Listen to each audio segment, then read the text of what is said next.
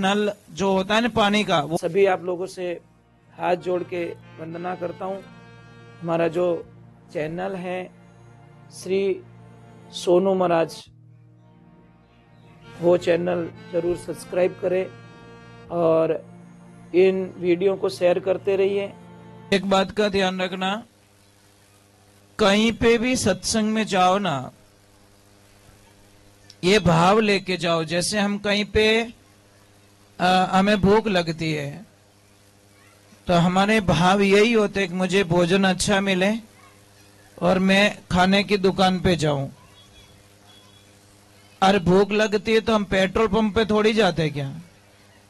ऐसे थोड़ी होता है कि एक बोतल पेट्रोल दे दो, मैं पी लूंगा, मेरी भूख मिट जाएगी। मुझे तो एक बात समझ में नहीं आई अभी तक कि एक भाई बाइक लेके जा रहा था, मोटरसाइकिल लेके, तेल खत्म हो गया उसका, और जैसे ही तेल खत्म हुआ तो वो पेट्रोल पंप पे गया। पेट्रोल पंप पे एक काका काम, ए बेटा टायर मत खींच यार। ए भाई क्यों खींचे सर, कहीं लेन देनो छोरा, बेटा आंकड़ों मिला किन की।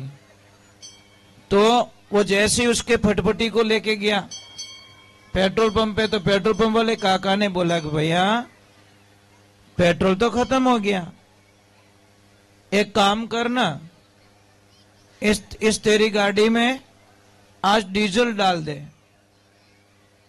तो भैया को गुस्सा आ गया, काका तुम्हारा दिमाग खराब है, ये पेट्रोल की गाड़ी डीजल से नहीं चलती, और डीजल डालूंगा तो मेरी गाड़ी खराब हो जाएगी। काका हंसने लगे, सच में खराब होती है? एक दिन डीजल डालने पर सच में खराब होती है? तो भाई बोला हाँ, पेट्रोल की गाड़ी डीजल में नहीं चला सकते। तो काका ने बोला कोई बात नहीं, ये फटफटी कितने की है? के 20, 25, 50 हजार की। भैया जब तुम 50 हजार की गाड़ी का इतना ख्याल रखते हो कि पेट्रोल की गाड़ी डीजल में नहीं चलती, तो उसको पूछा कि ये गाड़ी कितने की है, तुम्हारा शरीर कितने का है? तो उस भाई ने बोला कि दुनिया का पूरे दौलत दे दे, पूरा धन दे दे, तो भी ये शरीर कहीं मिलने वाला नहीं है। तो काका ने वही बोला, तो फिर इसमें गंदी चीजें क्यों जाती हैं? अनाज की जगह दूसरी चीजें क्यों खाते हो आप लोग? मेरी बात को थोड़ा कोड वर्ग में समझना। कोई बीड़ी पीता है, मौज ले रहा है, कोई सिगरेट पी के मौज ले रहा है, कोई गुटखा खा के मौज ले रहा है। अरे भाई जब पेट्रोल की गाड़ी डीजल से नहीं चल सकती तो तुम्हारा शरीर कैसे चलेगा? इस शरीर को बर्बाद मत कीजिए। ये शरीर है देवताओं को दुर्लभ है, देवताओं को भी नहीं मिल रहा है। वो लाइन में खड़े हैं, भगवान को कह रहे कि हमें मनुष्य का शरीर चाहिए, नहीं मिल रहा उनको, वो अमर हो गए, अमृत पी लिया। बेटा आवाज मत करना कोई, वहां थोड़ी शांति। एक तो किसी के भी घर में अगर धंधे की कोई प्रॉब्लम है, मतलब बहुत तंगी चल रही है, रात दिन कमाते हो, परेशान हो जाते हो, फिर भी पैसा बचता नहीं है, या फिर 3 महीने अच्छा चलता है, 2 महीने खराब चलता है, तो आप अपने घर में ही कोई वो चीज ढूंढना, वो चीज मिल जाएगी आपको। घर में कोई न कोई आपके घर में बंद ताला पड़ा है जिसकी चाबी खो चुकी है, और चाबी नहीं है, वो ताला बंद पड़ा है। महाराज उस ताले को निकालिए और कबाड़ में बेच दीजिए। मेरी छोटी सी बात मान के देखना, आप मुझे याद करोगे जिंदगी में। और एक चीज और ढूंढना, किसी बच्चे को अगर आप बार बार पढ़ाई करवा रहे हो भूल जाता है, पढ़ाई करवा रहे हो भूल जाता है, आगे प्रगति का विचार नहीं आ रहा है, आगे कोई प्लानिंग नहीं कर रहा है, तो आप अपने घर में ढूंढना, कोई न कोई पुरानी घड़ी पड़ी है, वो बंद पड़ी है तुम्हारे घर में, या तो उसका पावर नहीं है या फिर वो खराब पड़ी है। तो खराब घड़ी भी घर में ना रखें, बच्चों की प्रगति पे बहुत बड़ा असर पड़ेगा। और तीसरे नंबर एक बात बहुत बढ़िया बता देता हूं, अगर किसी की तबीयत ठीक नहीं रहती, किसके हाथ दुख रहे, किसके पैर दुख रहे, बॉडी पेन हो रहा है और शरीर में बहुत सारी तकलीफें हो रही है, आप हॉस्पिटल जाते हो, रिपोर्ट नॉर्मल आती है, तो आप समझ लेना अपने घर में घूम जाना, कोई न कोई घर में आपका नल जो होता है ना पानी का, वो लीक है, मतलब उससे बूंद बूंद पानी गिर रहा है। अगर बूंद बूंद किसी कहीं पे भी पानी गिर रहा है ना, तो आपके घर में किसी न किसी की तबीयत बिगड़ती रहेगी। एनी टाइम कोई न कोई बीमार मिलेगा आपके घर में। ये बातें बहुत छोटी होती है, पर इन बातों का ख्याल रखना हर किसी के वश की बात नहीं है। अब मैं आपको बहुत सारी चीजें बताऊंगा, पर एक मेरा निवेदन है। देखो हम बहुत दूर से आए ना, बहुत दूर से, शायद 700 किलोमीटर आए हम लोग। कल हम लोग आसीन के पास में थे, वहां सत्संग थी हमारी। वहां से आरती करके हम लोग निकले, बाइक गाड़ी रोड पे निकले और यहाँ पहुंचे आपके दर्शन करने के लिए। अभी कल भी हमें 700 किलोमीटर वापस जाके बाली में सत्संग करनी है हमें। ये तो सेठ जी माने ही नहीं कि नहीं आपको आना है, आपको आना है। मेरे पास टाइम नहीं था, परंतु ये माने ही नहीं तुम्हारे समिति वाले, तो मुझे बुला दिया। अच्छा, बुला के कुछ गड़बड़ तो नहीं किया ना, ठीक करियो तो आप लोग खुश रहोगे तो हमें बहुत खुशी मिलेगी। चलो एक बार थोड़ा जय बोलते, जय बोलना तो पड़ेगा भाई। जैसे यज्ञ करवाते हैं ना ब्राह्मण देवता, जैसे स्वाहा बोलते तो आपको आहुति देनी पड़ती है। अब ब्राह्मण देवता तो कहे स्वाहा और यजमान बाको ही फाड़े तो भाई फल नहीं मिलेगा। ध्यान तो रखना पड़ेगा, जय तो बोलनी पड़ेगी, जय तो बोलनी। जय बोलने से क्या होता है पता है? हमारे शरीर में 5 तत्व है। कितने? मतलब 5 भागों में बटा हुआ है। कभी आपने सोचा ये घुटने है ना, घुटनों से नीचे नीचे जल तत्व है, फिर यहां से लगाकर कमर तक ये पृथ्वी का तत्व है, मतलब यहाँ पृथ्वी तत्व ही है। यहां से लगाकर छाती तक ये होता है वायु तत्व। यहां से ऊपर अग्नि तत्व होता है, अग्नि फिर ये आकाश तत्व होता है, बराबर नहीं?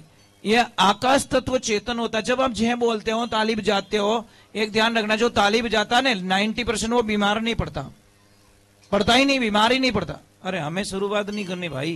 तो आप डॉक्टर साहब के पास में जाके एक प्रश्न पूछ सकते हो कि डॉक्टर साहब आपके पास में हजारों मरीज आते हैं, वो बोलते हैं हाँ भीड़ लगी रहती है।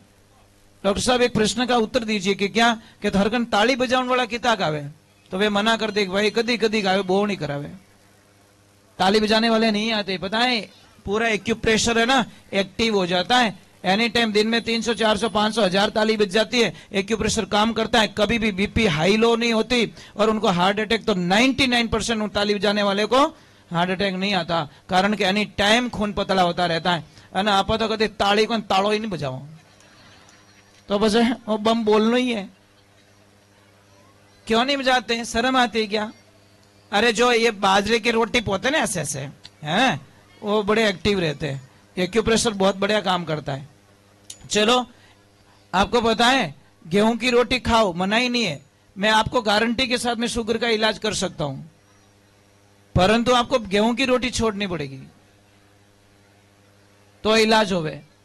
चलो गेहूं की रोटी खाओ, मना ही नहीं है। बेलन मत घुमाओ उसके ऊपर, हाथ से दबाओ, क्योंकि वो परत बन जाती है ना, तो उसके अंदर जो नेगेटिविटी आती है ना बहुत बड़े नुकसान देते हैं। आप हाथ से बनाओ और उस रोटी को खा के देखो एक दिन, बेलन मत घुमाओ, डायरेक्ट हाथ से बना के फिर बाद में उस रोटी को खाओ, इतना स्वादिष्ट बनेगी, इतना बढ़िया बनेगी, आप कल्पना भी नहीं कर सकते। तीसरे नंबर, अगर आपको स्वस्थ रहना है ना तो आपके घर से कुकर को निकाल दो। ये कुकर निकलेगा, हजारों लोगों की बीमारियां बच जाएगी। ये कुकर कहीं, कुकर में दाल पकती थोड़ी, फटती है, पकती नहीं है साहब, वो फटती है, प्रेशर लगता है, बेचारी फट जाती है। પછી કે બાર सीटी बजाऊं, પછી पूरा घर में सीटी बाजे। सच मजाक नहीं कर रहा हूं। कुकर की दाल मत खाइए, बहुत बीमारी होती है।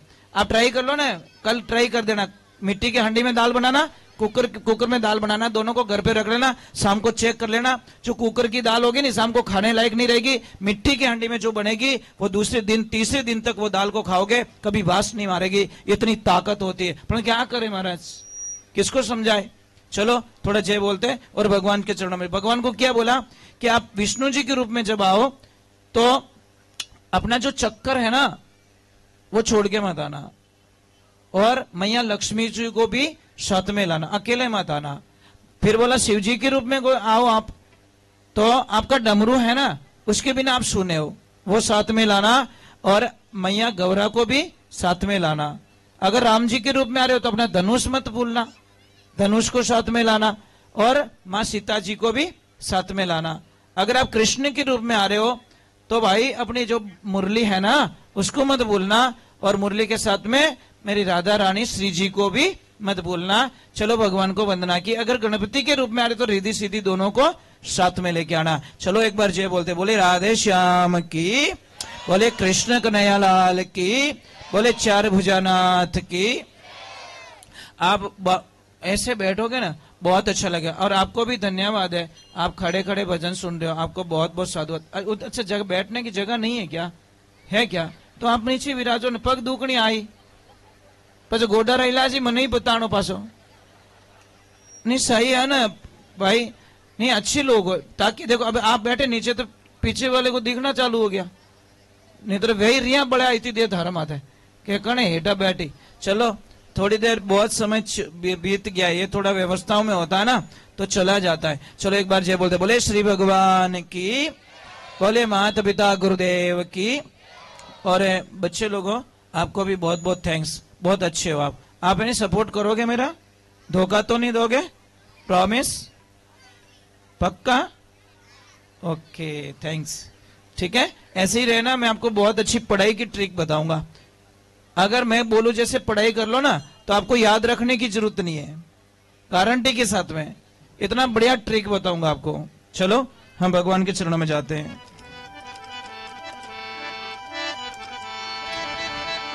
बोलिए सत्य गुरुदेव की, बोलिए माता पिता गुरुदेव की। गुरु